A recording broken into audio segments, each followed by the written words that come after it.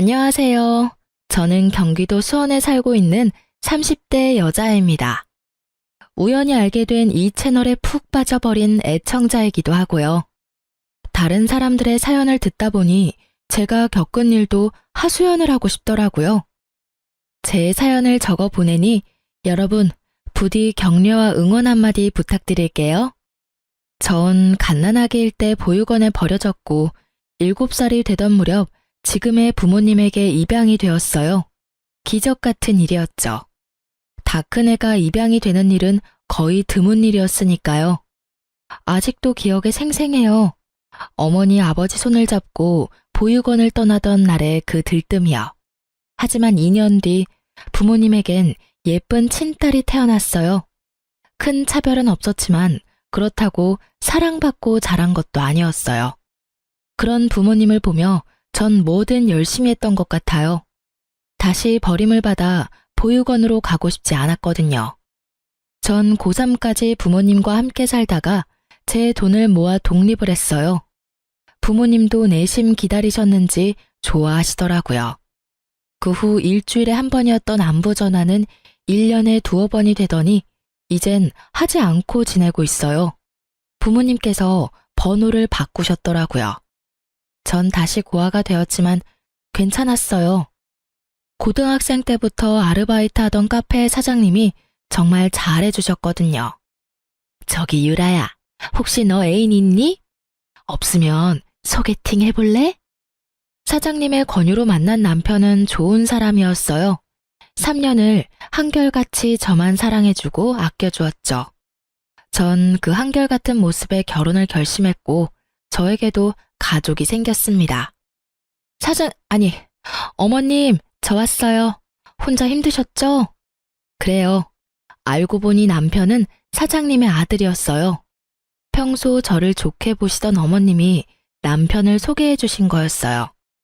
결혼 후 전 가게 일을 도우며 어머님과 함께 살고 있었거든요.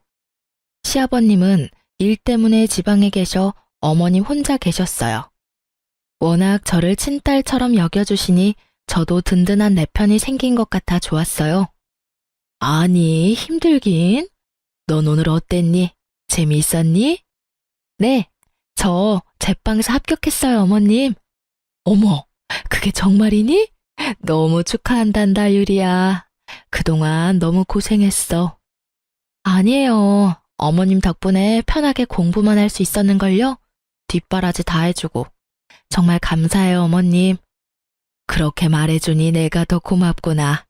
네 남편은 아니? 아니요, 저녁에 퇴근하고 오면 말해주려고요. 어머님께 제일 먼저 말씀드리려고 가게로 바로 왔어요. 그래? 이 예쁜 것. 오늘은 이만하고 집에 가자꾸나. 뭐 먹고 싶은 거 있니? 아니요, 없어요. 그날 저녁 남편이 꽃다발을 사들고 왔더라고요. 짜잔, 축하해 여보. 우와, 고마워. 근데 어떻게 알았어? 어머님이 말해주셨어? 엄마가 당신 자격증 땄다고 문자 왔길래 축하해주려고 사왔지. 고마워. 나 너무 행복하다. 정말 하루하루가 행복하고 소중했는데 그 행복 길게 가진 못하더라고요. 결혼한 지 1년이 지난 어느 날 남편이 팀 내 큰 프로젝트를 맡게 되었어요. 남편 말로는 회사 사활이 걸려있을 만큼 큰 프로젝트라고 하더라고요. 그래서 그런지 남편은 점점 예민해지고 있었어요. 퇴근도 늦어지고요. 처음엔 그러려니 했어요. 워낙 중요한 일이라고도 했고 주말에도 집에서 일을 했으니까요. 하지만 늦어도 12시는 넘기지 않던 퇴근 시간이 점점 늦어지더니 결국 5시를 넘기던 날 저는 남편에게 한마디 했습니다. 당신 지금이 몇 시인 줄 알아? 새벽 5시야. 아무리 일이라지만 너무하는 거 아니야? 진짜 미안해. 근데 팀원들도 다 퇴근 안 하고 일하는데 나만 퇴근할 순 없잖아. 그래도 내가 프로젝트 팀장인데. 당신이 조금만 더 이해해줘. 이제 거의 마무리 단계야. 아무리 일이라지만 새벽 5시는 안 돼. 당신 팀원들도 가족은 있을 거 아니야. 그리고 얼굴이 이게 뭐야? 그 일 마무리 짓다가 당신 삶도 마무리될 것 같아. 난 괜찮아. 얼른 자. 난 씻고 다시 회사 나가봐야 해. 또? 퇴근이 아니라 잠시 옷 갈아입으러 온 거야. 얼른 자. 이때부터 조금씩 수상하다고 생각했던 것 같아요. 하지만 남편 꼴이 형편없는 것이 정말 밤새워 일하고 온 모습이라 꺼림칙한 마음을 애써 외면했습니다. 그 뒤로 며칠 정도는 12시 전에 들어오려고 노력하더군요. 하지만 또 점점 늦어지는 퇴근을 보며 저는 직접 회사로 가보기로 했어요. 어머님의 권유가 있기도 했고요. 유리야, 네 남편 오늘도 늦을 모양인데 간식이라도 가져다 주는 게 어떻니? 오늘 가게 디저트를 만들 때 좀 넉넉히 만들면 되잖니? 그럴까요? 그러렴. 가게 마치고 내가 데려다 줄 테니 같이 가자. 밤이기도 하고 혼자 보내려니 내가 불안해서 그래. 저야 그렇게 해주시면 좋죠. 그렇게 어머님과 전 가게를 마치고 남편의 회사로 향했어요. 제가 만든 빵과 조각 케이크를 예쁘게 포장해서요. 엘리베이터를 타서 남편의 사무실로 올라가는데 쇼핑백 손잡이가 다 젖을 만큼 땀이 나더군요. 혹시나 하는 생각에 말이에요. 여보, 웬일이야? 제가 상상했던 혹시나 하는 일은 없었어요. 남편은 사무실에 있었고 갑자기 방문한 저를 보며 깜짝 놀랐다가 환하게 웃으며 저를 반겨주었어요. 우와, 보고 싶었는데 어떻게 알고 왔대? 이게 다 뭐야? 아, 빵이랑 케이크. 당신 고생하니까 내가 솜씨 발휘 좀 했지. 고마워, 여보. 다들 이거 좀 드시고 하시죠. 제 아내가 만들어 왔어요. 와, 감사합니다. 안 그래도 출출했는데 잘 먹을게요. 맛이 어떨지 모르겠지만 정성이다 생각하시고 맛있게들 드셔주세요. 오늘도 많이 늦어? 아니, 오늘은 12시 전에 들어갈게. 정말 남편의 말처럼 팀원분들도 계시더라고요. 몇 명은 퇴근했는지 남편을 포함해 4명이 있었어요. 서류들도 많이 쌓여 있었고요. 그렇게 오해가 풀렸는데도 집으로 돌아가는 내내 왜 그렇게 찝찝한 것인지 제 표정이 계속해서 좋지 않자 어머님께서 물어오셨어요. 유리야, 네 남편 회사에 없더냐? 아니요, 팀원들이랑 일하고 있더라고요. 많이 바빠 보여서 얼굴만 보고 바로 왔어요. 그래도 석연치 않은 게야? 네? 내가 널 고등학교 때부터 봐왔어. 그런 내가 네 표정을 보면 모르겠니? 아, 어머님, 죄송해요. 괜한 오해나 하고. 아니다. 네가 그런 생각이 드는 건 모르긴 몰라도 이유가 있을 게다. 정 의심스러우면 휴대전화라도 살펴봐. 네 남편에 대한 예의가 아니긴 하지만 지금 예의 차리게 생겼니? 이런 마음으로 계속 살다간 너만 힘들어져. 어머님, 이해해 주셔서 감사해요. 감사하긴, 네 남편도 너도 다 내 자식이야. 이런 일로 일일이 그런 말 말어. 전 어머님과 이런저런 얘기를 나누며 집으로 돌아왔어요. 하소연했더니 마음도 좀 풀리고 제가 너무 안 좋은 쪽으로만 생각하나 싶더라고요. 그런 생각이 드니 남편에게 미안하기도 하더라고요. 저는 곧 퇴근할 남편을 위해 욕조에 따뜻한 물을 받고선 남편을 기다리고 있었어요. 사실 오늘 중요한 날이기도 했거든요. 저희는 아기를 기다리고 있었는데 생각보다 자연 임신이 되지 않아 병원에 다녔는데 오늘이 병원에서 정해준 날이었어요. 임신 가능성이 높은 날이요. 아침까지 남편도 기억하고 있었으니 전 당연히 남편도 알고 일찍 들어오는 줄 알았어요. 약속했던 시간보다 더 일찍 퇴근해서 왔으니 더 그럴 거라 생각했죠. 따뜻한 물에서 몸을 푼 남편이 노곤한지 하품을 하며 침대에 눕더라고요. 그래서 저도 남편 옆에 누우며 말했어요. 여보, 오늘 무슨 날인지 알지? 무슨 날인데? 에이, 정말 몰라서 물어? 오늘 그날이잖아. 저는 남편 쪽으로 몸을 돌려 남편의 어깨에 손을 올리며 말했어요. 그러니 남편이 갑자기 제 손을 거칠게 확 쳐버리더라고요. 전 처음 보는 남편의 행동에 놀라기도 하고 화가 나기도 해 몸을 일으켰어요. 여보, 지금 나 친 거야? 아, 미안. 힘 조절이 안 됐어. 근데 당신도 눈이 있으면 알 거 아니야. 나 요즘 정말 피곤해. 다 알지, 아는데. 오늘 병원에서 정해준 날인 거 당신도 알잖아. 어, 오늘이 그날이야? 당신 알고 있었던 거 아니었어? 오늘 아침에도 내가 말했었잖아. 난 그래서 당신이 일찍 퇴근한 줄 알았는데. 바빠서 깜빡했어. 나 진짜 피곤해. 오늘은 그냥 좀 자자. 그리고 당신 요즘 너무 밝히는 거 아니야? 여자가 내숭도 없이. 남편의 말에 제가 황당한 눈으로 남편을 보고 있으니 그런 제 모습이 보기도 싫은지 몸을 돌려 등을 쥐고 눕더라고요. 전 그런 남편의 뒤통수를 보며 여전히 앉아 있었고 남편은 그런 저를 신경도 쓰이지 않는다는 듯 코를 골며 자고 있었어요. 그 순간 어머님의 말씀이 떠올랐어요. 저는 남편 머리맡에 있던 휴대폰을 조심스럽게 집어들었어요. 총각 때부터 쓰던 남편의 비밀번호는 다행히 그대로였어요.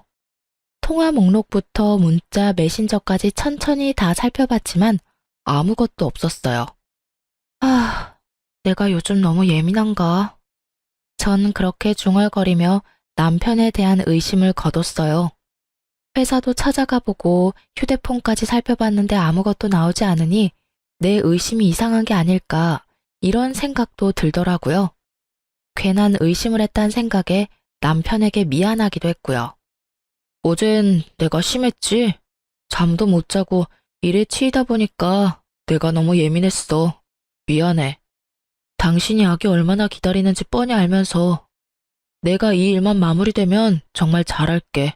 노력도 많이 할 거고. 그러니까 당신이 조금만 더 이해해주면 안 될까? 알겠어. 그 대신 어제같이 다른 사람처럼 굴지 마. 나 진짜 섭섭하기도 하고 무섭기도 했어.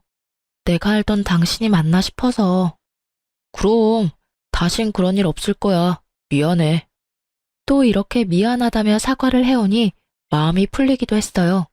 한동안 남편은 노력하려는 모습을 보이더군요. 주말엔 어머님과 함께 근교 나들이도 나가고 카페로 찾아와 업무를 보며 카페 마감도 도와주고요. 그런 남편을 보며 저도 남편을 이해하려고 노력했어요.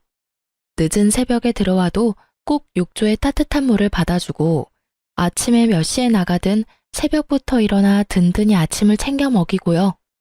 좋은 재료로 끓인 물을 챙겨 보내고 때때로 간단히 먹을 음식도 챙겨 보냈어요. 그런 제 모습을 보며 남편은 이제 됐다 싶었을까요? 점점 늦기 시작하더니 이를 핑계 삼아 피곤하다는 말을 입에 달고 살더니 예민하기가 하늘을 찌르더라고요. 그야말로 살얼음판 같은 남편을 보며 전 말붙이기도 겁이 났어요. 그런 남편을 지켜보던 어머님이 도저히 안 되겠다 싶으셨는지 남편에게 한 소리 하셨어요. 너 진짜 해도 너무 하는 거 아니니? 너희 아직 신혼이다. 그런데 하루가 멀다고 유리 독수 공방 시키는 것도 모자라. 주말까지 얼굴 보기가 힘들다는 게 말이 돼? 그리고 너 요즘 유리한테 왜 그렇게 찬바람이 쌩쌩 불어? 이때껏 한 번도 이런 적이 없던 녀석이 요즘 하는 짓마다 왜 그렇게 한심스럽게 구는 건지. 내가 너 때문에 유리 볼 낯이 없어 이 녀석아. 남편은 어머님의 말씀을 듣고 좀 심했나 싶었는지 저녁 시간 전에 퇴근해 가게 앞으로 데리러 왔더라고요. 오랜만에 단둘이서 오붓하게 저녁이나 먹자고요. 전 엎드려 절받는 기분이 들었지만 그래도 노력하는 남편의 모습이 나쁘지만은 않았어요. 회사 일은? 이렇게 일찍 퇴근해도 괜찮아? 그럼 아침에 어머니 말씀 듣고 반성 많이 했어. 내가 너무 심했구나 싶더라고. 미안해. 그래, 나도 앞으로 더 이해하도록 노력할 테니 당신도 노력해줘. 어머님께 좋은 모습만 보여드리자. 알겠어. 그렇게 화해를 한 저흰 예전에 자주 다니던 곳으로 가 오랜만에 연애하는 기분으로 데이트했어요. 그간 섭섭했던 마음이 풀리는 기분이었어요. 그렇게 기분 좋게 데이트하고 집으로 돌아가는 길, 남편 차를 타고 가는데 계속 엉덩이 쪽이 불편한 거예요. 뾰족한 것이 콕콕 찌르는 것 같이 좀 아픈 것 같기도 했고요. 그래서 조수석 의자를 손으로 훑었더니 뾰족한 것이 손에 걸리더라고요. 아, 왜? 어디 아파? 아니, 나 신경 쓰지 말고 운전해. 난 괜찮아. 손에 걸린 것은 다름 아닌 여자 귀걸이였어요. 제 것은 당연히 아니었죠. 저는 혹시나 일하는데 방해가 될까 해서 귀걸이를 끼지 않거든요. 불편하기도 했고요. 그런데 남편 차에 여자 귀걸이라니 회사 직원을 태워줬나? 하고 생각할 수도 있지만 제 모든 느낌은 오직 하나를 가리키고 있었습니다. 집으로 돌아온 저는 온갖 핑계를 대며 남편을 일찍 재웠어요. 자는 남편을 확인하고 남편의 차로 향했습니다. 한번 잠들면 누가 업어가도 모르는 남편이 이럴 땐 고맙더라고요. 다른 건 흘린 것이 없는지 차를 훑는데 뒷좌석 주머니 깊은 곳에 무언가가 있더라고요. 이게 뭐야? 그건 다름 아닌 휴대폰이었습니다. 그랬어요. 남편은 숨겨놓은 휴대폰이 있더라고요. 부들부들 떨리는 손으로 휴대폰을 살펴봤어요. 가관이더라고요. 시기를 보니 큰 프로젝트를 시작하고 얼마 되지 않았을 때였어요. 주고받은 내용을 살펴보니 입이 떡 벌어지더라고요. 상간녀는 회사 사람이었어요. 심지어 제가 회사에 찾아갔을 때 봤던 사람이더군요. 더 황당한 건 그때 남편 회사에서 봤던 팀원들 있죠? 둘둘 짝지어 바람을 피우고 있었더라고요. 서로의 알리바이가 되어주면서요. 심지어 남편을 포함해 4사람 다 유부남 유부녀였어요. 외도를 돕고 돕는 사이라 그들의 눈물 나는 우정에 박수라도 보내고 싶은 심정이었어요. 그냥 우리 둘 다 이혼하고 둘이 같이 살까? 그럴까? 근데 당신 와이프 고아나 마찬가지라며 이혼 안 한다고 매달리는 거 아니야? 그러게나 말이야. 정 안 되면 위자료 많이 준다고 하면 되지. 엄마가 와이프 많이 예뻐하시니까 위자료 많이 챙겨주실걸? 이럴 줄 알았으면 그런 부모도 없는 여자랑 결혼하는 게 아니었어. 부모 없는 게 이렇게 발목 잡을 줄도 모르고 말이야. 이 문자를 보는데 그야말로 억장이 무너지더라고요. 딱 죽고 싶단 심정이 이런 거구나 싶었어요. 속으로 그래, 부모 복도 없는 년이 남편 복이 있을 리가 있겠냐 싶더라고요. 남편의 휴대폰을 훑어보는데 그 4명 좋다는 곳은 다 다녔더라고요. 주말에도 바쁘다며 불이 나게 나가더니 경치 좋은 곳에서 끌어안고 찍은 사진을 보는데 배신감에 하염없이 눈물만 흐르더군요. 이런 줄도 모르고 어머님과 함께 이딴 새끼 먹이겠다고 장보고 다닌 제가 얼마나 한심스럽고 불쌍하든지. 그렇게 울다 문득 창문을 통해 비치는 제 모습을 봤는데 너무 불쌍하더라고요. 그래서 전 다짐했어요. 죽을 때 죽더라도 제대로 복수하고 죽자고요. 이대로는 억울해서 눈도 제대로 감을 수 없을 것만 같았거든요. 집으로 돌아온 저는 어떻게 복수할지 생각하고 또 생각했어요. 그러면서도 어머님께 어떻게 말씀을 드려야 할지 고민스럽더라고요. 고민이 깊어지는 사이 남편은 출근했고 제가 이상하다 싶었던 어머님이 저를 불러 손을 잡고 물어보시더라고요. 유리야, 무슨 일이야? 엄마한테 말해보렴. 그게 어머님, 사실 그 사람 바람났어요. 상대는 회사 동료고요. 뭐? 이 녀석을 그냥... 너 당연히 이혼할 거지? 그게... 어머님 생각하면 눈 딱 감고 넘어가야 싶다가도 2사람이 한 짓거리 생각하면 도저히 못 참겠어요. 어머님, 죄송해요. 유리야, 그런 말 마라. 당연히 이혼해야지. 난 너 붙잡을 생각 추호도 없다. 바람도 습관이야. 이번에 참고 지나가면 고맙다고 할 줄 아니? 앞에선 고맙다고 하고 돌아서면 딴 생각하는 게 바람 피우는 것들이야. 당장 이혼하렴. 상간녀 소송도 하고 그 녀석한테 위자료도 다 받아내. 내가 변호사 붙여줄 테니까 확실히 다 받아내라고. 어머님은 저보다 더 불같이 화를 내시며 저를 위로해 주셨어요. 그런 어머님을 보며 저는 펑펑 울었고 어머님도 저를 안고 우셨어요. 자식 잘못 키워서 미안하다고, 그런 자식인 줄 모르고 제 인생 망쳐서 미안하다고요.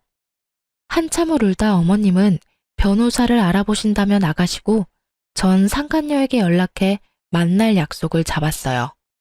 통화할 때도 그랬지만 대면할 때도 얼마나 당당한지 낯짝도 두껍더라고요.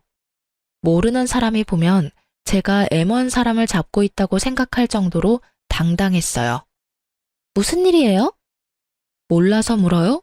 한 회사에서, 그것도 결혼도 한 사람들이 그런 짓 하고도 양심에 찔리지도 않아요? 어쩜 사람이 그렇게 뻔뻔해요? 잘못했다고 싹싹 빌기는커녕 당당하네요, 주제에. 제 주제가 어때서요? 그리고 제가 무슨 잘못을 했다고 이러세요?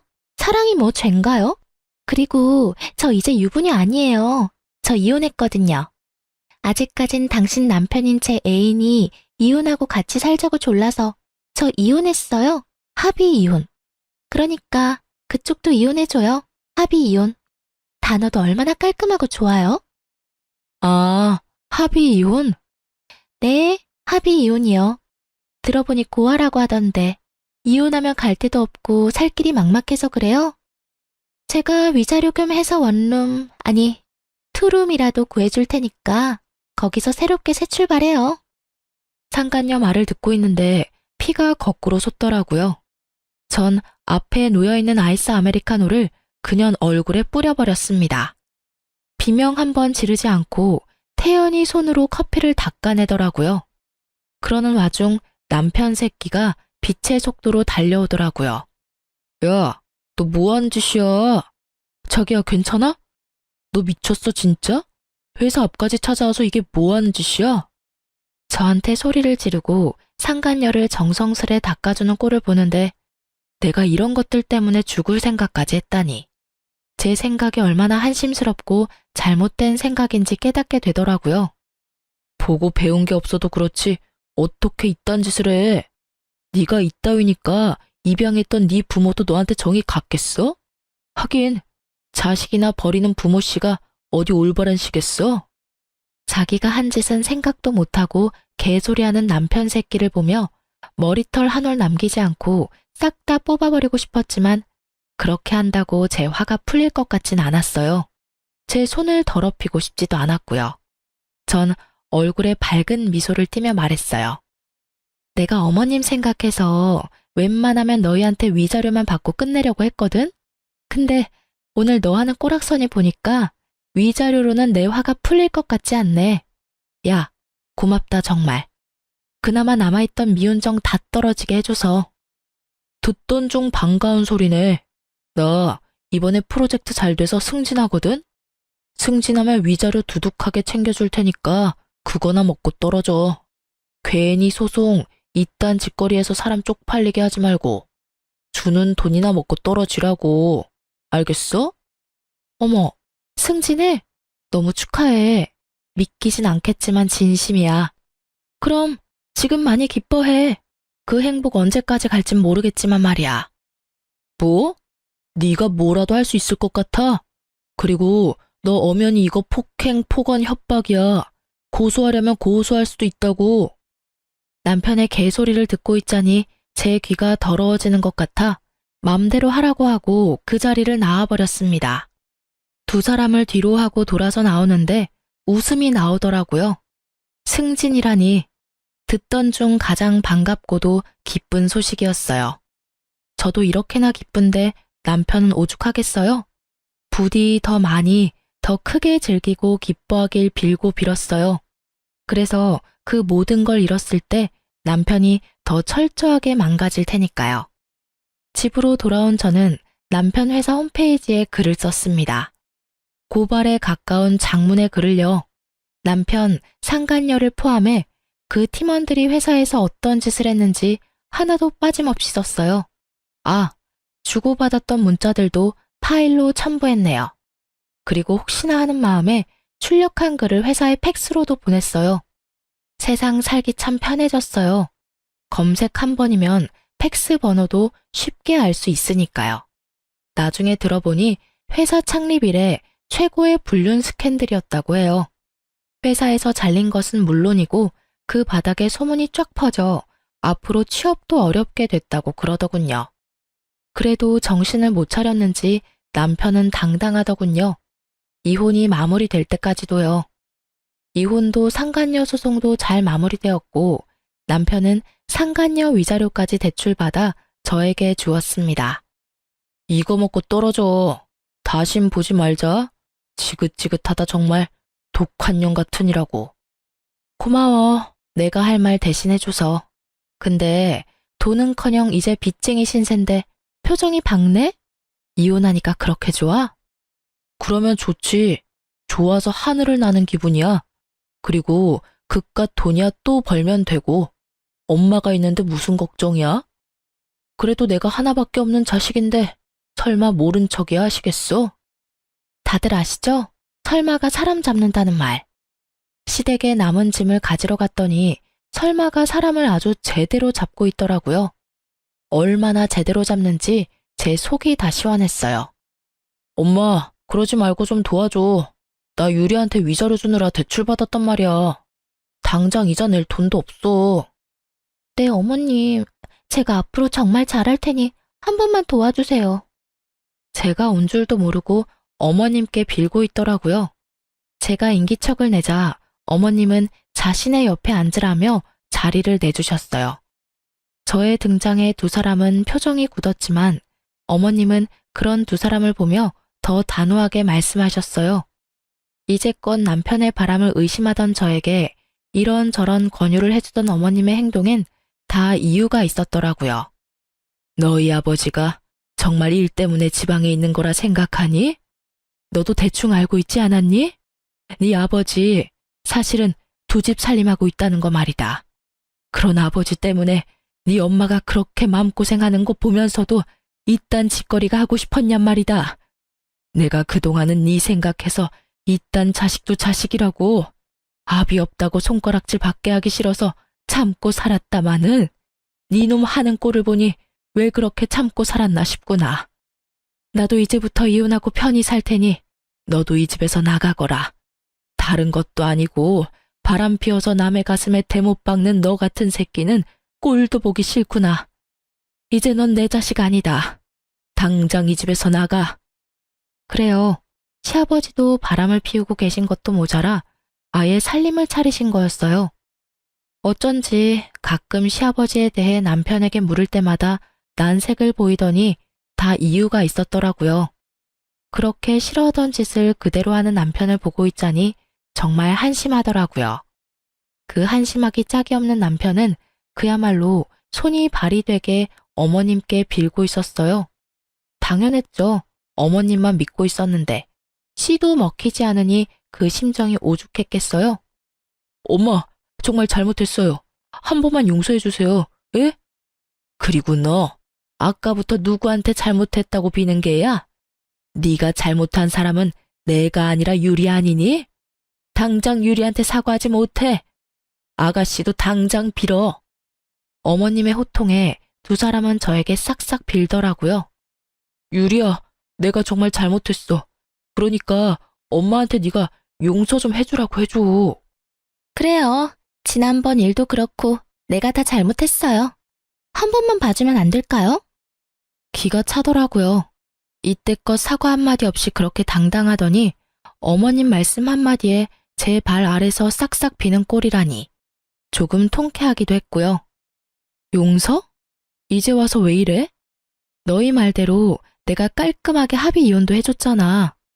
그때는 어이가 없었는데 지금 보니 네 말이 맞았네. 합의 이혼 단어가 참 깔끔하고 좋네. 좋아.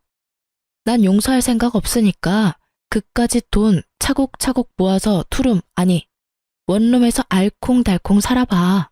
집도 좁으니 딱 붙어서 살면 되니 행복하고 좋겠다. 부럽다 부러워. 제 말을 듣던 남편은 저를 한 대 칠 기세로 몸을 부들부들 떨며 자리에서 일어났고 상간녀는 자신의 배를 만지며 어머님께 애절하게 말하더라고요. 어머님, 저 사실 임신했단 말이에요. 세상에서 단 하나밖에 없는 어머님 손주가 이 뱃속에서 자라고 있다고요. 그러니까 저희 받아주세요. 네? 남편도 몰랐던 사실인지 저에게 다가오던 몸을 돌려 상간녀를 놀란 눈으로 보더라고요. 그렇게 노력해도 저는 가질 수 없었던 아기가 상간녀에겐 참 쉽게도 생겼구나 싶었어요.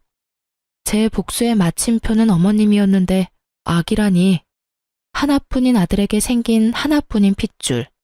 저라도 흔들릴 것 같은 상황에 어머님이 용서해 주셔도 별 수 없다는 생각을 하며 어머님을 봤어요. 어머님은 제 예상과는 달리 한치의 흔들림도 없이 굳건한 얼굴로 말씀하셨어요. 하나밖에 없는 손주라니? 아가씨, 귀 먹었어? 다시 한번 말할 테니 잘 들어. 난 이제 자식이라고는 없어. 아, 한 명 있구나. 우리 유리. 유리 말곤 나한테 자식이라고는 없으니까 당장 썩 나가. 이 늙은이가 질질 끌어내야 나갈 거냐? 진정 내가 그렇게까지 해야겠어? 단호한 어머님의 태도에 안 되겠다 싶었는지 일단 물러가더라고요. 두 사람이 돌아가자 다시 한번 이런 꼴 당하게 해서 미안하다며 저를 꼭 안아주시곤 말씀하셨어요. 많이 힘들었지? 고생했다, 유리야. 너도 방금 들어서 알겠지만 내가 그 심정 잘 알아. 그래서 저 녀석은 더 엄하게 키우려고 하고 교육도 똑바로 했는데 내 가르침이 부족했나 보다. 내 자식이 저런 놈인 줄도 모르고 괜히 내가 너랑 결혼까지 시켜서 너까지 이런 일을 겪게 만들고 내가 참 너 볼 면목이 없구나. 어머님은 어깨를 들썩이며 슬프게 우시더라고요. 전 그런 어머님을 꼭 안아드리며 말했어요. 아니에요, 어머님. 끝은 이렇게 됐지만 사는 동안 정말 행복했어요. 어머님 덕분에 저 부모 사랑이란 게 이렇게 따뜻한 건지도 알게 됐고요. 어머님께는 여러모로 감사한 마음뿐이네요. 그리고 앞으로 저 안 보실 거예요? 전 아까 어머님이 하신 말씀이 진심인 줄 알았는데 그냥 하신 말씀이세요? 이제 자식은 저뿐이라고 하신 말씀이요. 유리 네가 그렇게 말해주니 내가 더 면목이 없구나. 이렇게 착한 애를. 우리 어머님 이제 보니 울보시네. 그만 우셔요. 전 그날 저녁 어머님과 함께 자고 다음날 짐을 싸서 어머님 댁을 나왔어요. 아무리 사이가 좋고 딸 같다 하더라도 같이 사는 건 아니었으니까요. 대신 어머님 댁과 가까운 곳에 집을 얻어 가끔 어머님을 만나며 지냈어요. 어머님께 들은 말론 남편은 상간녀와 함께 아버님을 찾아갔다고 해요. 하지만 이미 딴집 살림에서 자식까지 있는 아버님이 남편과 상간녀를 받아줄 리 없었고 거기에서마저 외면당한 남편과 상간녀가 또 찾아왔다고 하더라고요. 물을 뿌려 내쫓았더니 요즘엔 상간녀는 오지 않고 남편만 가끔 와서 용서를 빈다고 했어요. 어머님, 그래도 어머님 자식인데 이대로 둬도 정말 괜찮으시겠어요? 혹시나 저 때문이면. 그런 말 마라. 저딴 자식 다시 받아줘 봤자 날 부모로 여기고 섬기며 잘 살 것 같니? 내 재산이나 축내다가 결국 나도 버리겠지. 지금 보니 제 아비 하는 꼴이랑 하는 짓이 똑같은 것이 그러고도 남을 녀석이야. 난 한평생 뼈 빠지게 번 돈 그런 식으로 쓸 생각도 그런 노후를 맞을 생각도 없다. 그러니 유리 너도 그런 생각하지 마. 괜히 너 때문이다. 이런 생각 말란 말이야. 알겠어? 네, 어머님. 그리고 언제까지 어머님 그럴 거야. 호적만 따로 있다 뿐이지. 넌 이제 내 자식인데 엄마라고 불러. 네? 네, 엄마. 얼마나 좋니? 딸 가진 친구들이 그렇게 부러웠는데 이렇게 예쁜 딸도 다 생기고. 진작 내 딸로 태어났으면 좋았을 텐데. 삼신 할머니가 너희 점지해 주실 때 막걸리라도 자셨나 보다. 이리 예쁜 것을 그리 모진 사람한테 보내서 그 고생을 하게 했으니 말이다. 어머님, 아니, 엄마도 참. 앞으로 제가 잘할게요. 그렇게 전 새로 생긴 엄마와 함께 단란한 시간을 보내고 있었어요. 몇 달이나 지났을까요? 엄마의 권유로 바리스타 자격증을 따기 위해 바쁘게 지내던 날이었어요. 모르는 번호로 연락이 오더라고요. 전 고민하다 전화를 받았어요. 여보세요? 안녕하세요. 누구시죠? 아, 전 남편분이랑 바람을 피웠던 여자, 그 여자 전 남편입니다. 전부인 휴대폰을 뒤져 번호를 알아냈어요. 불편하셨다면 죄송합니다. 아, 아니에요.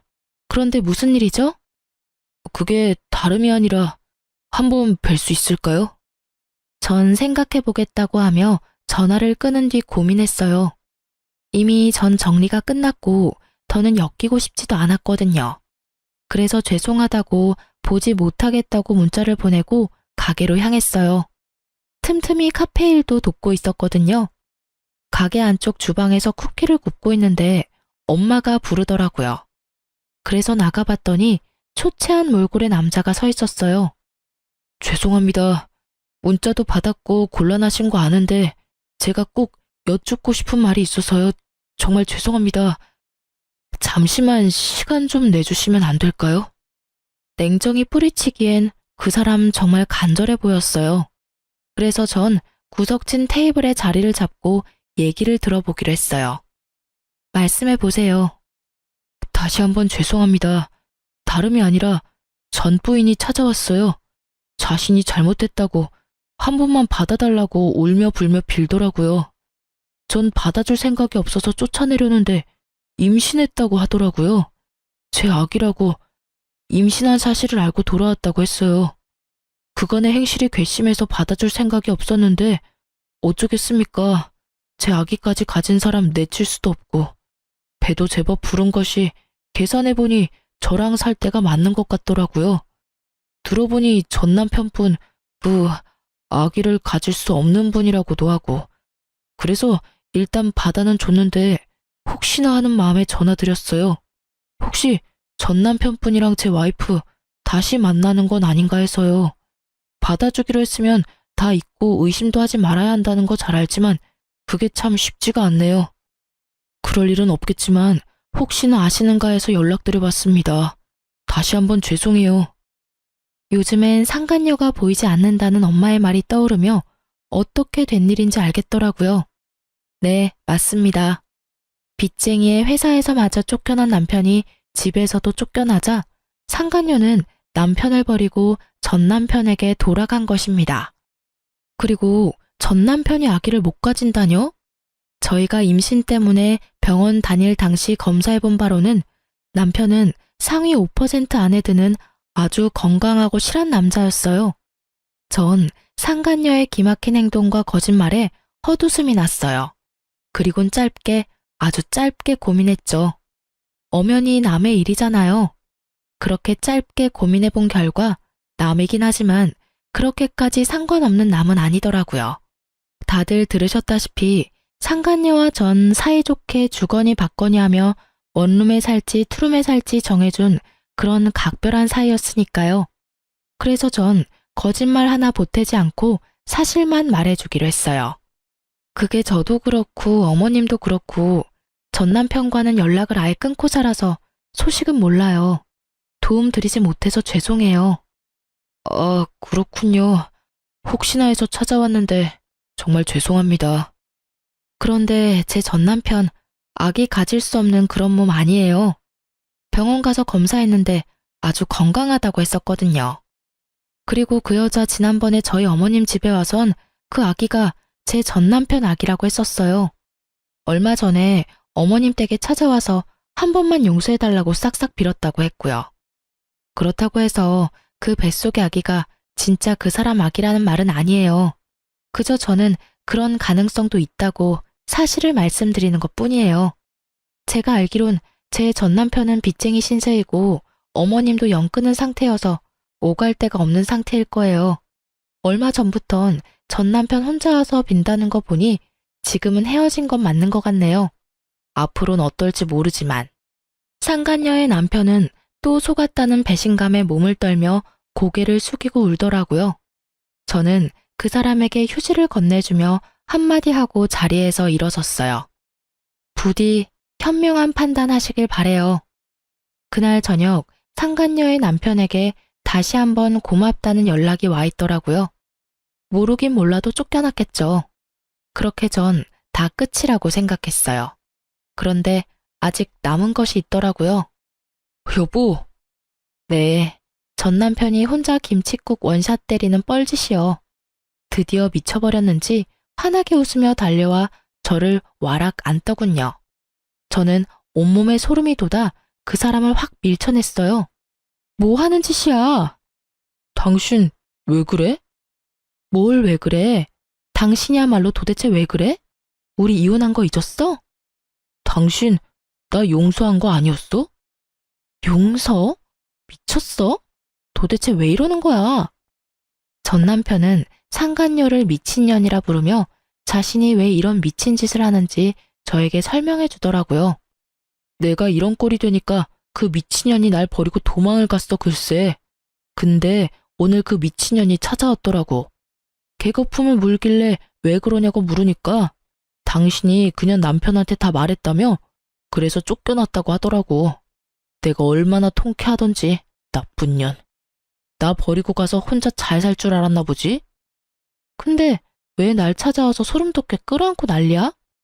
아니, 난 그래서 당신이 나 대신 복수해준 줄 알았지. 그런 거 아니었어? 당신 사실은 아직 나 많이 사랑해서 나 대신 복수해주고 나 받아주려고 그랬던 거 아니야? 말을 듣고 있자니 참 황당하더라고요. 뇌가 어찌 생겨먹었으면 머릿속이 저렇게 아무 생각 없이 꽃받칠 수 있는지 희망을 가지고 물어오는 전 남편을 보며 말해줬습니다. 그 정도면 병이야, 정신병. 이러고 있을 시간에 병원이나 가. 애먼 사람 붙잡고 헛소리 하지 말고. 뭐? 정신병? 이 천하의 고아 같은 게 불쌍해서 받아줬더니 누구한테 정신병이래? 너야말로 미쳤구나. 감히 뚫린 입이라고 그딴 말을 해? 그렇게 불쌍한 고아한테 매달리기는 왜 매달려? 매달려? 누가? 내가? 착각하지 마. 난 단지 그 미친년 말 듣고 당신에게 다시 한번 기회를 주려고 온 것뿐이야. 아, 그래? 어쩌니? 난 그 기회 잡을 생각은커녕 바란 적도 없는데 말이야. 그럼 나 바빠서 가볼게. 전 같은 공간에서 같은 공기로 숨을 쉰다는 사실조차 역겨워 빨리 벗어나려는 그때였어요. 이번이 마지막 기회다 싶었는지 바닥에 무릎을 꿇고 앉아 제 다리를 붙잡고 놔두지 않더라고요. 내가 다 잘못했어, 어? 당신 나 사랑했잖아. 나도 당신 많이 사랑했고. 우리 좋았잖아. 기억 안 나? 왜 기억이 안 나겠어. 참 좋았지. 연애하는 3년 내내 시간 가는 줄 모르고 좋았지, 우리. 제 말에 남편은 눈을 반짝이며 맞장구를 치더라고요. 그래, 우리가 그렇게 사랑하던 사이였어. 그러니까 제발 마지막이라 생각하고 한 번만 용서해줘, 응? 저의 눈치를 살피며 잡았던 다리를 놓고 손이 발이 되게 비는 남편. 상황이 길어지자 주변에 사람들이 모이더라고요. 저마다 한마디씩 하는데 창피하지도 않은지 남편은 계속 빌고 있고요. 당신 나 없으면 가족도 없잖아. 다시 외롭게 살 거야?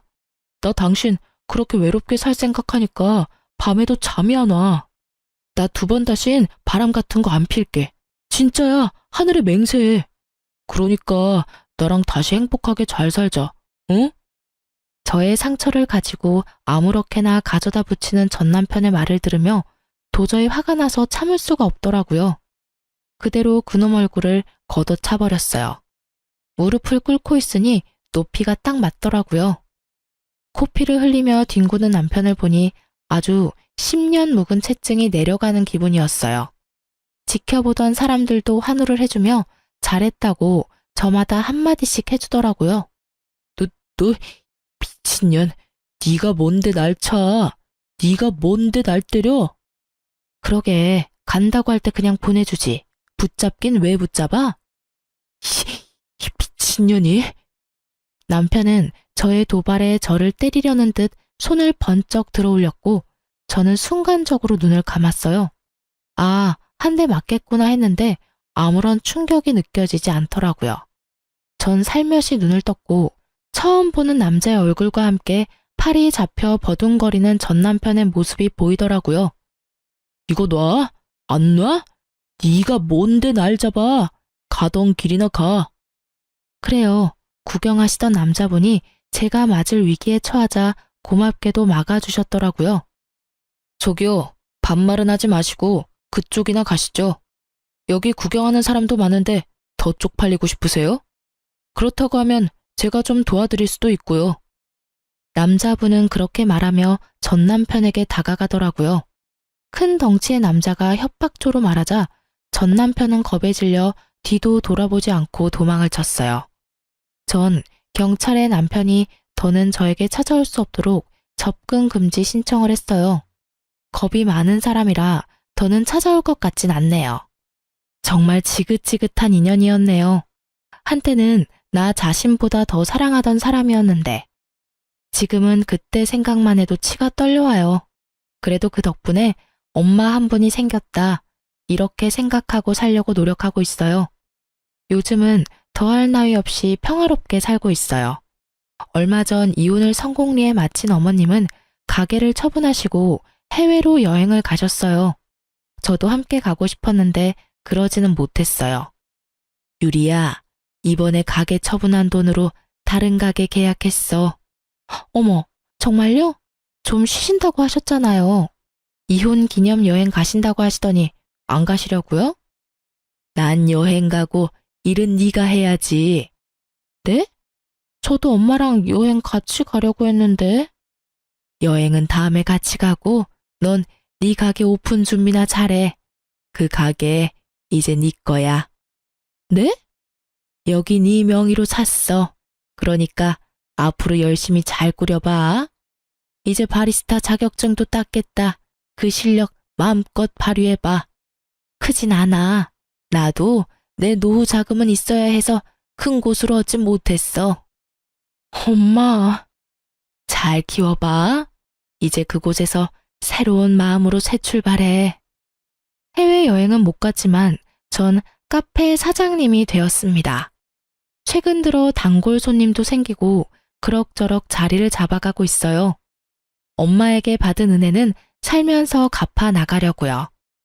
다 갚을 수 있을지 모르겠지만 사시는 동안 최선을 다하려고 합니다. 이혼녀가 되었지만 전 요즘처럼 행복할 수가 없네요. 이 정도면 해피엔딩이라고 말할 수 있을까요? 아, 그리고 그때 길거리에서 저를 도와주셨던 분께 이 자리를 빌려 얘기하고 싶네요. 혹시 사연 듣고 계신다면 저희 카페 한번 들려주세요. 그때 거기에서 모퉁이만 돌면 있는 민트색 간판에 키읔으로 시작하는 카페예요. 제가 커피랑 맛있는 케이크 대접해 드릴게요. 쓰다 보니 말이 길어졌는데 많이 지겨우진 않으셨는지 걱정이네요. 전 이만 물러가 볼게요. 제 긴 사연 들어주신 애청자 여러분, 감사합니다.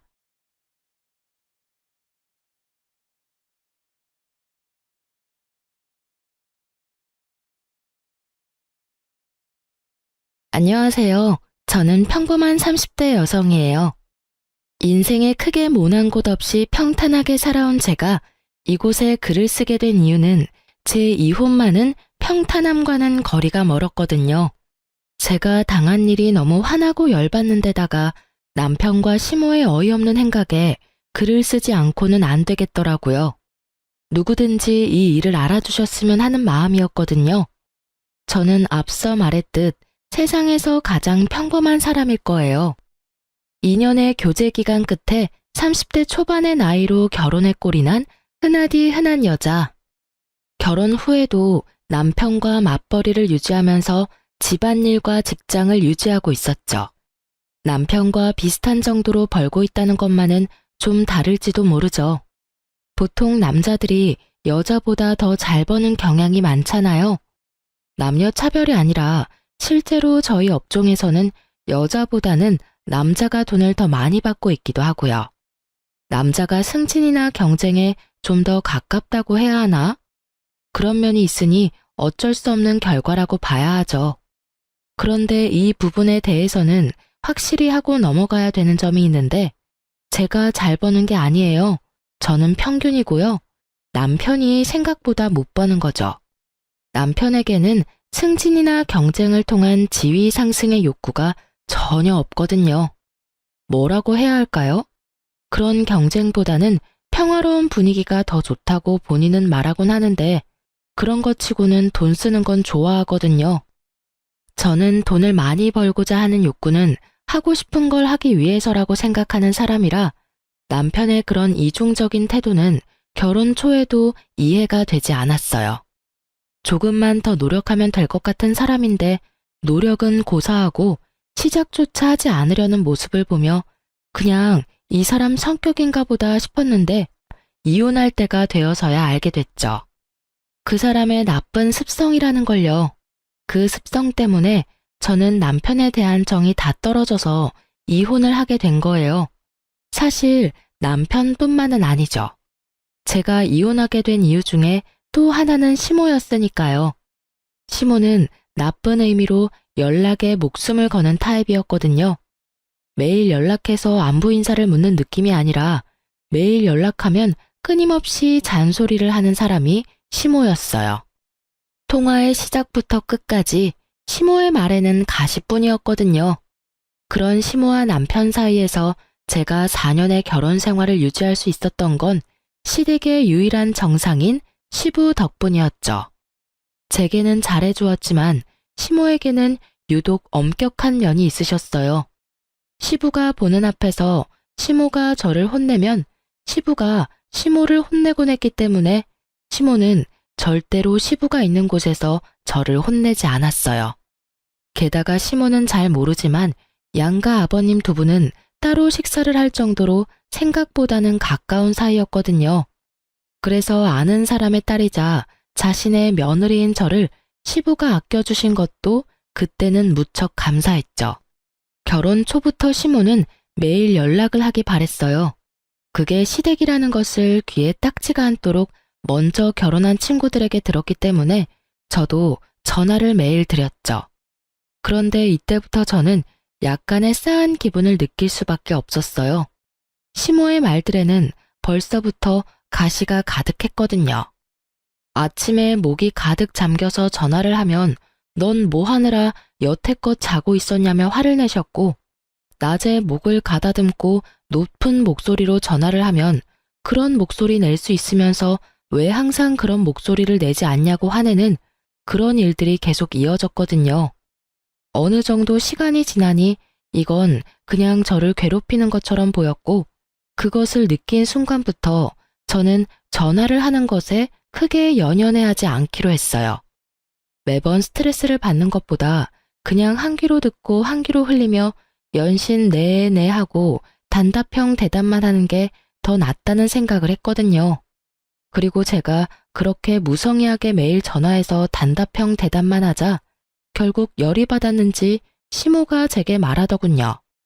너 요즘에 무성의하게 답하는구나. 무슨 말만 하면 네네. 네가 뭐 앵무새니? 그렇지만 제가 무슨 말을 할 수 있겠어요. 어머님 하시는 말씀이 다 맞는 말인데요. 습관적으로 네라고 답할 뻔한 저는 시모가 반론할 수 없는 대답을 꺼냈어요. 어차피 순종적인 며느리를 보고 싶은 거니 그대로 행동해 주겠다는데 뭐가 그리 화가 나는지. 그렇다고 제가 중간에 그건 아니에요 라던가 그건 좀 힘든데요? 라는 말을 하면 득달같이 저에게 말하곤 하거든요. 어른 말이 말 같지도 않아? 라고요. 그러니 네 말고 제가 할 수 있는 말은 없잖아요. 제 말에 시모도 따지기는 좀 그랬는지 저한테 그러더군요. 연락은 똑바로 하는 것 같으니 이제부터는 매주 주말에는 꼭 한 번씩 시댁에 들러라. 네가 집에서 살림을 제대로 살고 있는지 아들 내조는 잘하고 있는지 내가 잘 살펴봐야겠으니 말이다. 그 말에 눈앞이 캄캄해졌죠. 매일 연락하는 것도 귀찮은데 주말마다 시댁 방문이라뇨. 그렇지만 이번에도 제 대답은 네 뿐이었어요. 솔직히 가고 싶지 않았지만 그래도 시어른 하는 말인데 듣지 않는 건 아니라고 생각했거든요. 저는 홀아버지 밑에서 커서 엄마 없이 자란 티가 난다는 말을 제일 싫어했거든요. 특히 시댁에서는 시키면 시키는 대로 일단 하는 게 낫다고 생각했으니까요. 그렇게 주말마다 시댁 방문이 시작됐어요. 그리고 저는 점점 인내의 한계를 경험하고 있었어요. 시모는 매번 갈 때마다 다른 일을 시켰어요. 처음에 시킨 일은 반찬을 만드는 거였죠. 나물 3가지에 메인 고기 요리 하나, 생선 요리 하나, 마른 반찬 2가지. 요리하는 사람은 아시겠지만 하루에 다 만드는데도 시간이 꽤 걸리거든요. 게다가 저는 요리를 잘하는 사람이 아니었어요. 요리를 할 시간도 그다지 없는 맞벌이 하는 며느리에게 첫 시험치고는 무척 힘든 일이었죠. 그래도 어찌저찌 해냈는데 돌아오는 답은 역시나 가시돋친 말이었어요. 무슨 음식을 이렇게 못하냐? 너 그러고도 여자라고 할 수 있냐? 집에서 뭘 배워 먹었냐? 간도 안 된 음식을 여태껏 우리 아들에게 먹였냐 등등. 그렇게 욕 실컷 얻어먹고 집에 가서 뻗어야 했죠. 그리고 그 다음 주에는 청소였어요.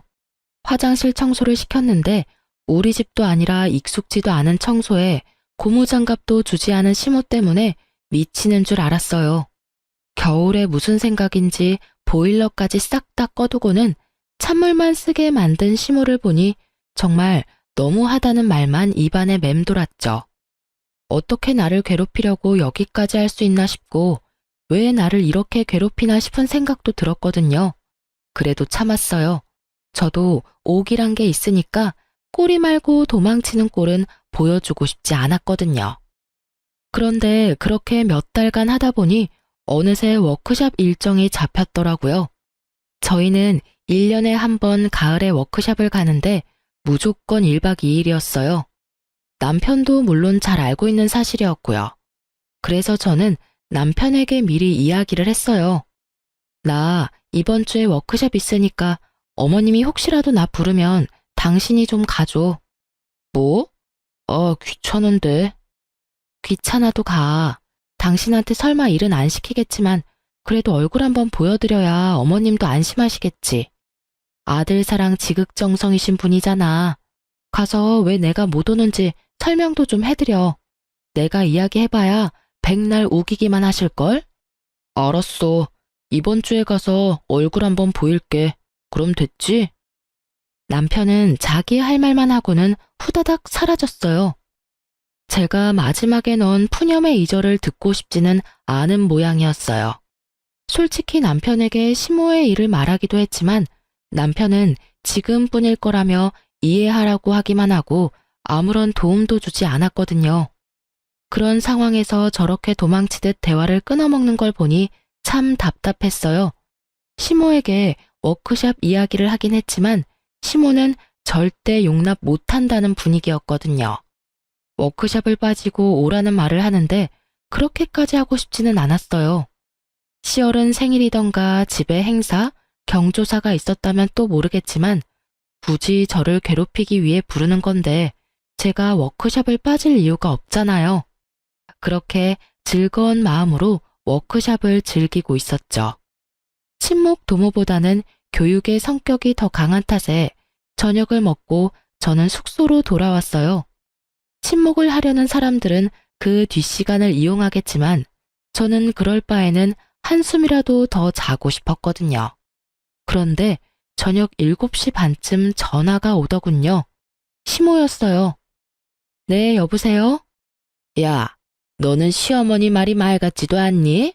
어디서 뭘 하고 자빠졌길래 코빼기도 보이질 않아? 어머님, 저번에 제가 회사에서 일이 있어서 못 간다고 미리 말씀드렸잖아요. 그 사람한테 가보라고 했는데 안 온 거예요? 회사?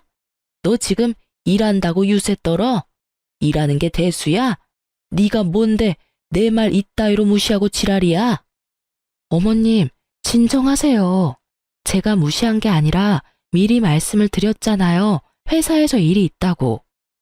니깎게 돈 몇 푼 번다고 그렇게 당당하게 매번 회사 거려? 집안일도 제대로 못하고 남편 내조는 더 못하는 주제에.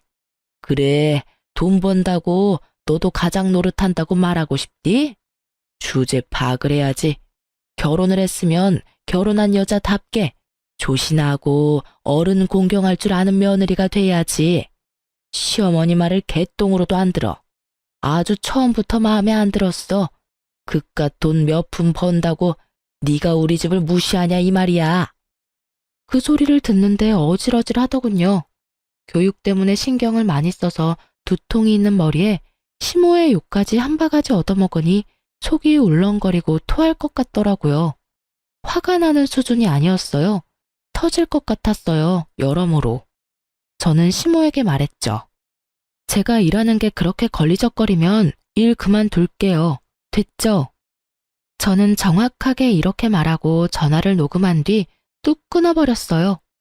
스토커가 전화하듯 몇 번을 전화하는 시모 연락을 무시하고 저는 남편에게 전화했어요. 무슨 일이야? 당신 왜 시댁 안 갔어? 오늘이었네. 미안, 잊어버렸어. 매주 가는데 한 주 정도는 안 가도 되지 않아? 당신이 안 가서 내가 무슨 꼴 당했는지 알기나 해? 내가 왜 당신 어머님한테 그딴 소리 들어야 하는데. 야, 너 보자 하니까 우리 엄마한테 무슨 말버릇이야? 엄마가 무슨 소리를 했든 네가 잘했으면 아무 말 안 하셨겠지. 그래? 너도 그렇게 생각하니? 내가 그깟 몇 푼 벌려고 일하면서 유세나 떤다고? 엄마가 그런 말을 했어? 그건 엄마도 잘 모르고. 됐고, 나 어머님한테 일 그만두겠다고 했으니까 이제부터 당신 알아서 돈 벌어서 생활해. 생활비는 무조건 줘야 하는 거 알지? 나 이제부터 집에서 집안일이나 하고 시댁 다니면서 일만 할 테니까. 나도 돈 받아 쓰는 게 편하지. 그렇게 하자. 굳이 욕 얻어먹어가면서 돈 벌고 힘들게 살 필요 있겠어? 여보, 무슨 말이야. 우리 지금 집이며 차며 대출금으로 얼마나 많이 나가는데. 당신이 돈 안 벌면 우리 생활이 안 된다고. 나는 생활비 줄 돈도 없어. 그래? 어머님은 그렇게 생각하지 않는 것 같던데. 나더러 돈 몇 푼 벌면서 시댁 무시하냐고 하던데. 나는 무시한 적 없으니까 그냥 일 그만둘게. 나머지는 당신이 어머님이랑 상의해. 끊을게. 결국 저는 남편에게 폭탄 하나 터뜨리고 전화를 끊었죠. 그리고 전화기를 아예 꺼버리고 숙소에 누워 이불을 뒤집어 썼어요. 잠을 자고 싶었는데 잠이 너무 안 오더군요. 뱃속에 열불이 끓어오르니 잠은 오지 않고 화만 계속 나서 결국은 창문 열고 화를 가라앉혔어요. 그렇게 그 다음날 집으로 돌아왔더니 남편이 제 눈치를 보며 저를 기다리고 있더라고요. 저는 남편을 본 척도 하지 않고 곧바로 가방부터 정리했어요. 여보, 그 퇴직 이야기는 안 하는 걸로 하는 거지? 지금은 주말이잖아. 내일 일하러 가서 이야기할 거야. 여보, 제발 그러지 마. 엄마가 잘 몰라서 그런 말 한 것뿐이야. 당신이 이해하고 넘겨야지. 내가 어디까지 이해를 해야 하는데? 매번 모진 소리 들으면서도 꼬박꼬박 시댁에 다니는 나한테 어떻게 그런 말씀 하실 수가 있냐고. 당신도 그래. 어머님이 나한테 하는 거 보면 미안한 생각 안 들어? 그렇게 소리치는데 시모에게 전화가 왔더군요. 저는 스피커폰으로 전화를 받았죠. 너 어제 안 왔으니 오늘이라도 와. 이번에도 워크숍인지 뭔지 때문에 못 온다고 하면 다리 몽둥이를 분질러 버릴 테니까 알아서 하고. 엄마, 그만 좀 하세요. 왜 사람을 이렇게 못 살게 굴어요? 이 사람 일하느라 못 가요. 제가 답할 틈도 없이 남편이 먼저 저를 옹호하고 나서더군요. 제가 일을 그만두는 게 무섭긴 했나 봐요. 예, 너 무슨 소리를 그렇게 해? 내가 괴롭히려고 오라고 그러니? 아직 준비도 안 된 애가 시집 왔으니 내가 알아서 단련을 시켜주려고. 단련은 무슨 단련이에요? 제가 잘 살고 있으면 되는 일이죠. 그리고 지금 와이프 일 그만두면 안 돼요.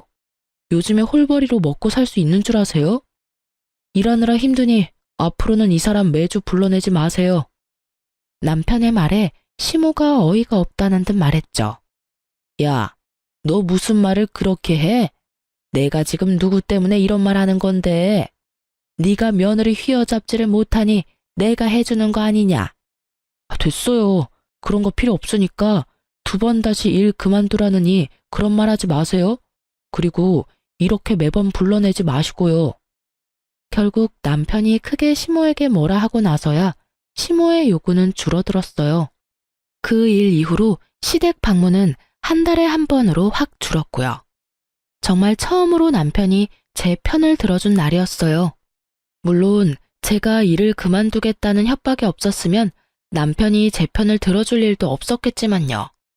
그 뒤로 저희는 대면대면하게 연락을 하며 지내왔어요.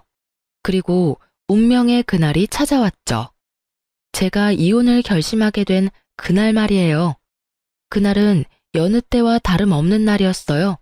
낮에 시모에게 전화를 했어요. 어머님, 일어나셨어요? 몸은 괜찮으세요? 괜찮지 못하다. 손목이 아파서 정형외과 다녀왔다. 손목을 쓸 때마다 아파서 어떻게 할 수가 없어. 어머, 병원에서는 뭐라고 하던가요? 손목에 있는 인대가 어디 안 좋다는데 일단 손목 보호대하고 약 먹어보자는구나. 주말에 너 할 일 없으면 와서 일이나 도와라. 손목이 이래서 아무것도 할 수가 없으니. 네, 그럼 약 잘 챙겨 먹고 계세요. 제가 이번 주말에 가서 일 좀 도와드릴게요. 그렇게 이야기하고 전화를 끊은 저는 어차피 주말에 가야 하니 지금은 마음을 놓기로 했어요. 일이 있으니 지금 당장 뛰쳐나갈 수도 없는 노릇이니까요. 그런데 그날 저녁부터 제 몸 상태가 무척 나빠지기 시작했어요. 열이 나고 한기가 들지를 않나 등이 무척 아프고 화장실에 가면 찌릿찌릿 아프더군요. 고열이 오르자 결국 저는 응급실로 향했어요. 제 병명은 급성 신우신염이었고 최소 5일은 입원을 해야 한다고 하더군요. 열이 40도 가까이 오르는 상황에서 저는 제대로 된 판단도 되지 않은 몽롱한 머리로 일단 제가 아픈 걸 알리기로 했어요. 우선은 회사에 먼저 신우신염으로 입원하게 돼서 못 가겠다고 연락했고 그 뒤에 남편에게 병원 입원한 상황을 말했죠. 뭐? 신우신염? 5일이나 입원해야 한다고?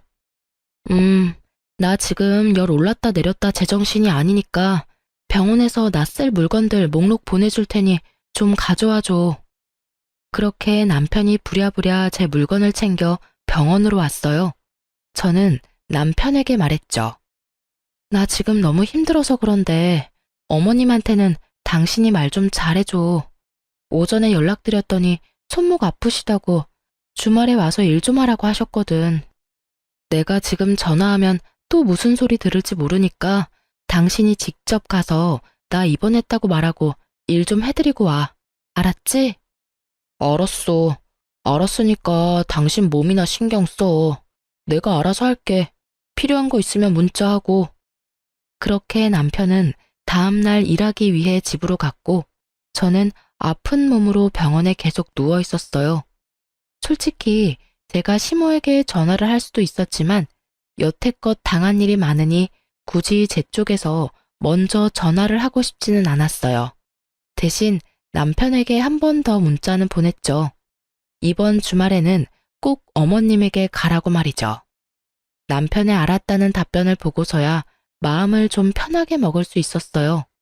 그렇게 치료를 받고 5일 만에 퇴원하는 날, 아침에 병원에서 제 물건을 미리 준비하고 있었어요.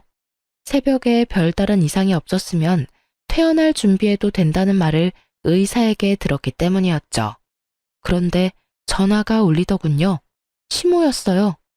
저는 솔직히 전화를 받기 직전까지 그런 생각을 했거든요. 제가 아팠으니 너 몸 괜찮냐는 안부 전화일 거라고요. 네, 어머님. 너 주말에 왜 안 왔어? 정말 배짱 한번 좋구나. 시어머니가 아프다는데도 시댁에 와보지를 않아? 야, 네가 그러고도 우리 집안 며느리야? 일이 아무리 바빠도 시어른이 아프면 튀어와야지. 어머님, 저 입원했다가 이제 막 퇴원하는 길이에요. 그 사람 집에 안 왔어요? 거짓말도 잘하네. 네가 무슨 입원이야? 너 네 입으로 우리 집 오겠다고 말했어. 그런데 네가 한 말도 지키지 못해? 어디서 이런 여자가 굴러 들어왔는지 여기저기 마음에 안 드는 구석만 가득하고 아프다는 심호 무시하고 병원이라고 거짓말을 해? 내가 전생에 무언 죄를 지어서 이런 며느리를 짊어지고 살아야 해? 어머님, 진정하세요. 남편한테 확인부터 해보고 연락드릴게요. 저는 우선 시모에게 그렇게 말하고 전화를 끊었어요. 그리고 남편에게 전화를 걸었죠. 당신 어제 시댁에 안 갔어? 어머님이 나한테 전화 오셨어. 어? 미안. 또 잊어버렸네. 설마 엄마가 또 전화 왔어? 그래. 지금 화가 머리 끝까지 나셔서 아주 나 잡아먹으려고 안달이 나셨어. 빨리 전화해서 오해 풀도록 말 좀 잘해봐. 남편과 전화를 끊고 저는 초조하게 기다렸어요. 얼마 지나고 시모에게 다시 전화가 왔더군요. 그런데 목소리를 들어보니 더 화가 나셨더라고요. 야, 너 도대체 뭐 하는 년이야? 우리 아들한테 뭐라고 이야기했는데 또 걔가 나한테 뭐라고 하는 거야? 너 설마 남편 쥐잡듯 잡니? 아니면 우리 아들 패고 다녀? 아니면 약점이라도 잡고 흔들고 있는 거 아니야? 네가 뭐라고 했길래 우리 아들이 나한테 이 난리냐고. 저는 정신이 하나도 없었어요. 분명히 이야기가 잘 됐을 거라 생각했는데 전혀 이야기가 되지 않았더라고요. 시모는 무슨 일인지 더 화가 났고 둘 사이에 어떤 대화가 오고 갔는지 알 수 없으니 저는 답답할 뿐이었죠. 어머님, 제가 뭘 어떻게 했다고 그러세요? 저는 그냥 남편에게 오해를 빨리 풀어달라고 한 것밖에 없어요. 오해? 싸가지 없는 년을 봤나? 네가 온다고 했으면 와야지. 안 온 건 누가 봐도 네 잘못 아니냐? 오기 싫어서 남편 보내려고 한 거 잘 들었다. 너 그렇게 시댁이 싫으면 그냥 이혼해. 왜 살아? 나 꼴 보기 싫다고 시위하나 본데 나도 너 꼴 보기 싫어. 너 때문에 우리 집안 분위기도 망쳤고 우리 아들도 네가 망치고 있잖아. 살면서 나한테 소리 한 번 지른 적 없는 착한 아들이 네 말 한마디에 꿈뻑 죽어서는 아주 이 엄마를 잡는다고. 네가 문제야. 다 네 탓이야. 네가 책임져야지 누구한테 지금 오해다 아니다 난리냐고. 어머님, 제가 아파서 입원 중이라고 말씀드렸잖아요. 입원 확인서 진단서 있으니까 보고 말씀하세요. 솔직히 저도 이런 말 듣는 거 기분 나쁘고 화나거든요. 어떻게 며느리한테 그런 말씀을 할 수가 있으세요? 아파서 입원했다 퇴원한 며느리한테. 몸조리 잘했냐는 말 들을 줄 알았는데 다짜고짜 전화해서 왜 안 왔냐고요? 열이 40도까지 올라갔다 내려갔다 해서 못 갔어요. 그리고 남편한테 가달라고 미리 이야기했고요. 가지 않은 건 남편 탓이지 제 탓이 아니잖아요. 입만 살아서는 그것도 변명이라고 해? 네 병이 뭔 병인지 알겠다. 그거 꾀병이야. 별거 아닌 병으로 입원까지 할 정도로 우리 집에 오기 싫었던 거 하나는 확실히 알겠어. 네가 우리를 그런 식으로 생각한다면 우리도 너를 그렇게 생각하기로 하마. 앞으로 너랑 대화할 일 없을 거다. 아들한테도 너랑 이혼하라고 말할 거야. 시모는 그렇게 이야기하고는 탁 끊어버리더군요. 열받은 저는 그 자리에서 바로 남편에게 전화했어요. 당신 도대체 어머님한테 무슨 소리 한 거야? 어머님이 왜 저렇게 나한테 난리시냐고. 내가 무슨 말까지 들었는지 알아? 왜 가만히 있는 나한테 그래. 나는 내가 가기로 했는데 못 갔다고 이야기했어. 더 이상 내가 무슨 말을 해? 내가 아팠다고는 이야기했어? 왜 내가 아픈 걸 꾀병이라고 이야기하시냐고. 이상하잖아. 당신 몸 안 좋다고 말했어. 어머니가 그러는 거 하루 이틀 일도 아니고 당신이 좀 이해하고 넘어가면 안 되냐? 매번 이게 뭐야. 중간에서 고생하는 내 생각하지도 않지? 매번 나한테 이야기하라고 하고 나도 그거 하기 싫어. 두 사람 일은 둘이서 해결하라고. 그래, 당신은 중간에서 아무것도 모르고 나랑 어머님 둘이서 열받아서 지금 이러고 있다는 거지? 알면 묻지 마. 두 사람이 알아서 풀어. 나는 이제 더 이상 두 사람 사이에 끼지 않을 테니까. 남편 새끼 말 듣는데 진짜 머리통 돌 것 같더라고요. 끼고 말고의 문제가 아니잖아요, 애초에. 시모가 왜 화를 내는지, 남편 놈이 뭐라고 씹으렸는지를 알아야 무슨 변명을 하든 반론을 하든 뭐라도 대처를 할 텐데, 제 잘못은 없다며 뻔뻔하게 말하는 남편 놈을 보니 진짜 열받더라고요. 시모가 우리 둘 헤어지라고 했으니 헤어지는 게 맞겠다 싶은 생각까지 들었죠. 저런 소리 들으려고 악착같이 결혼 생활 유지하면 남는 게 뭐가 있겠나 싶었죠. 집 팔자 지가 꼰다고 저는 그게 딱 질색이었거든요. 그런데 그냥 이혼하는 거 너무 화나잖아요. 누구 좋으라고 그냥 이혼을 해줘요? 이혼해주면 남편 놈은 둘째치고 시모는 얼마나 속이 시원하겠어요. 눈에 가시 같은 며느리년 치웠다고요. 그리고 시모도 제게 모진 소리 퍼부은 것처럼 누군가에게는 모진 소리 듣도록 해줘야 동등한 거잖아요. 그래서 저는 친정 아버지에게 이렇게 말했어요. 아빠, 요새 몸이 허해 보이는데 괜찮은 삼계탕집 알려드릴게요. 나중에 지인분이랑 같이 들려봐요. 근데 인기가 많아서 예약을 해야 하니까 저한테 미리 말씀해 주시고요.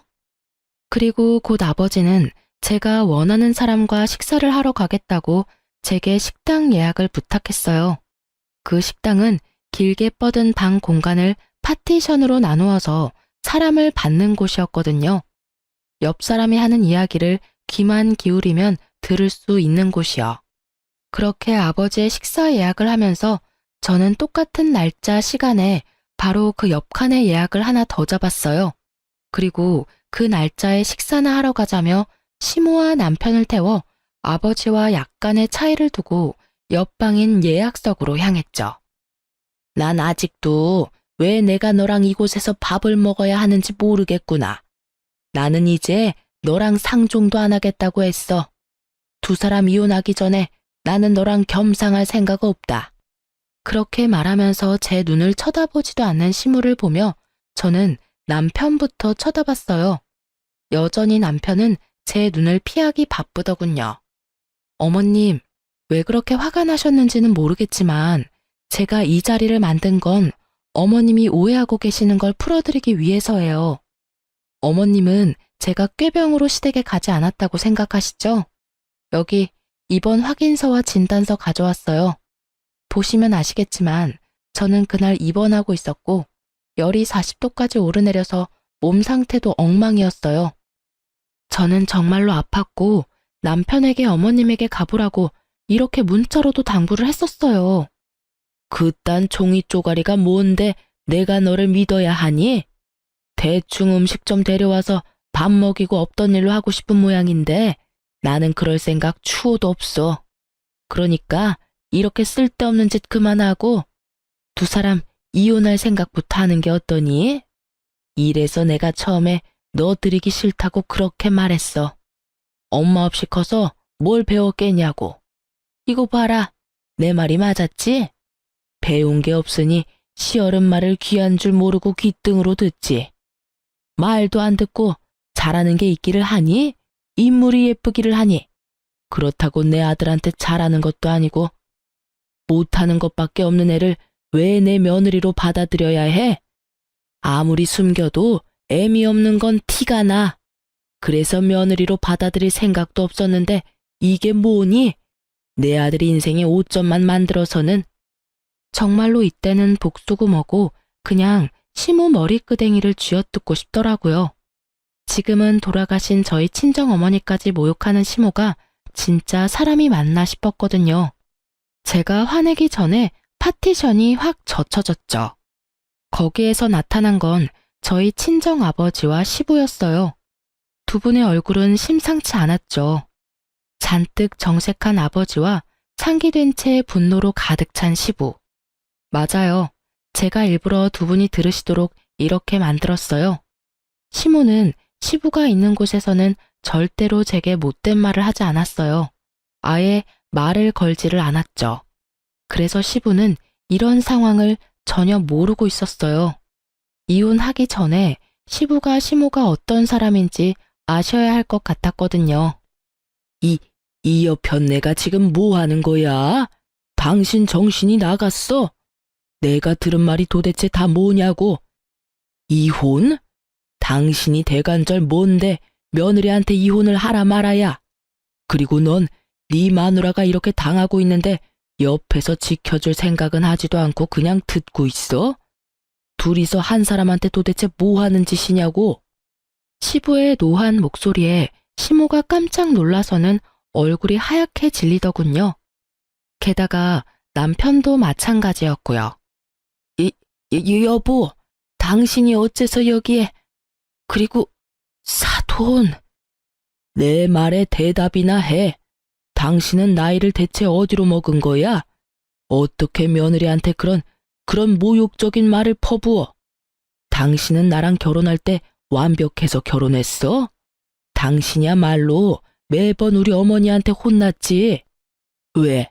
당신이 시어머니한테 혼나면서 컸으니 며느리한테도 그리 구박하고 싶었어? 어른이 됐으면 그 마음을 좀 넉넉히 쓰라고 내가 몇 번이나 말했어. 좁쌀 같은 마음가짐으로 사람을 대하지 말라고 내가 몇 번을 말해. 게다가 이혼 이야기는 대체 왜 꺼냈어? 나는 억울해요. 내가 손목이 아파서 집에 오라고 했는데 오지 않은 건 며느리라고요. 며느리 편 들고 싶으면 뭐라도 알고 하던지 왜 나한테만 그래요? 그래? 여기 지금 며느리가 가져온 서류만 봐도 며느리가 얼마나 아팠는지 눈에 훤히 보이는데 당신은 이것도 못 믿겠다고? 그러면 네가 말해봐라.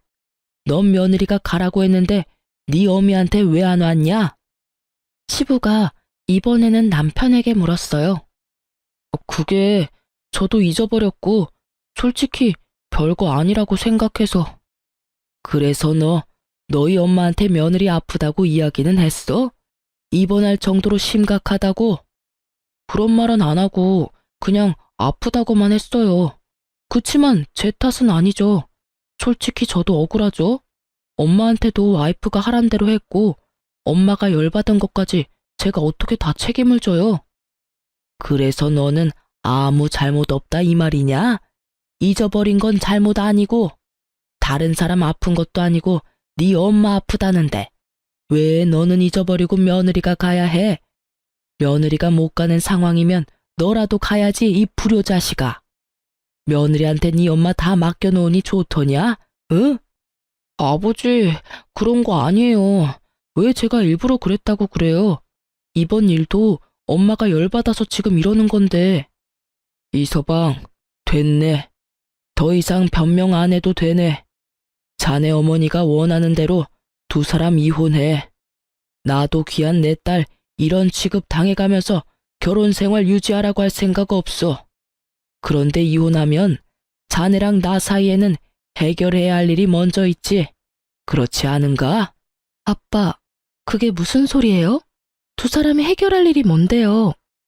그래, 다들 모여 있으니 내가 물어보마.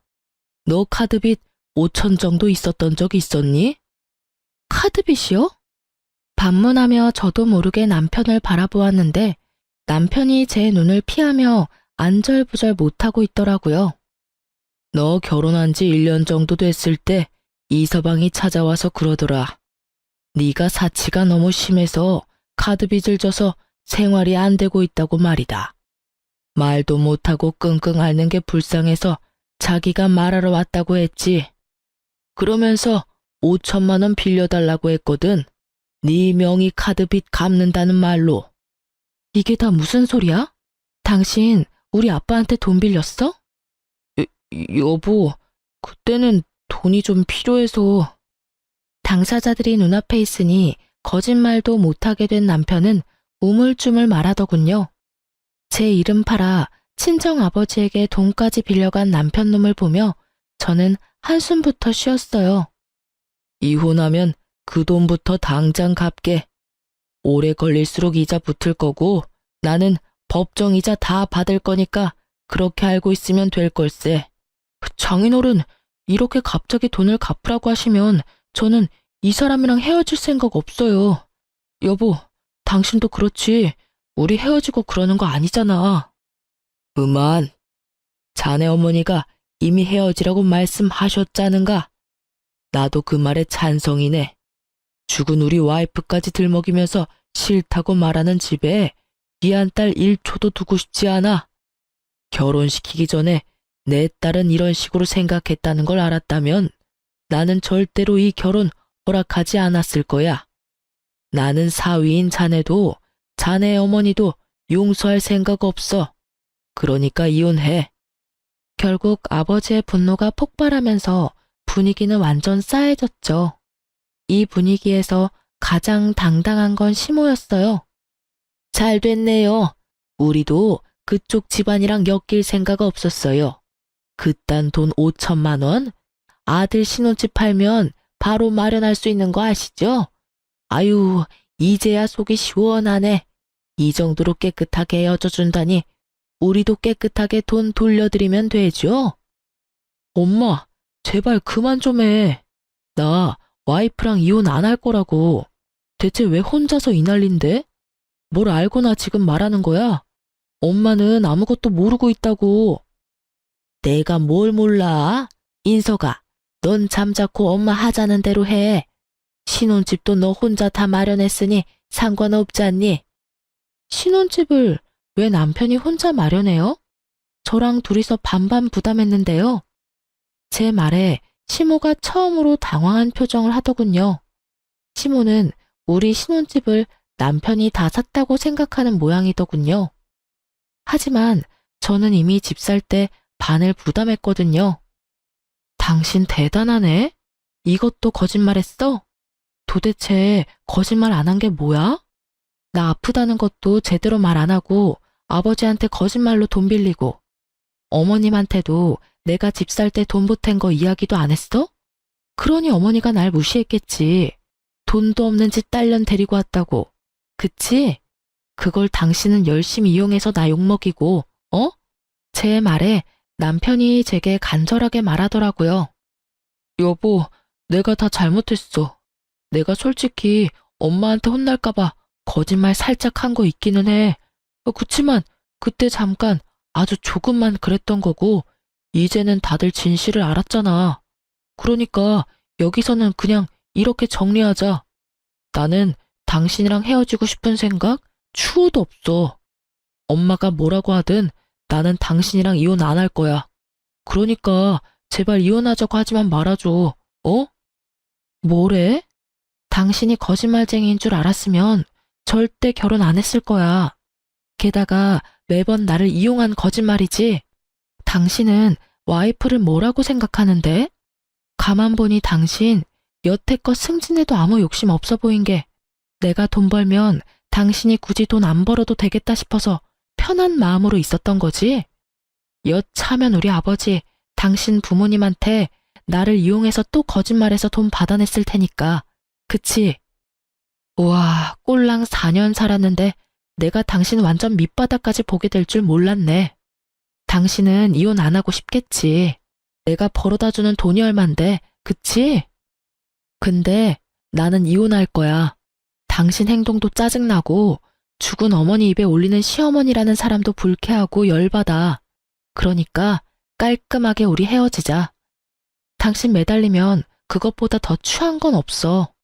당신 어머니 말처럼 이혼해.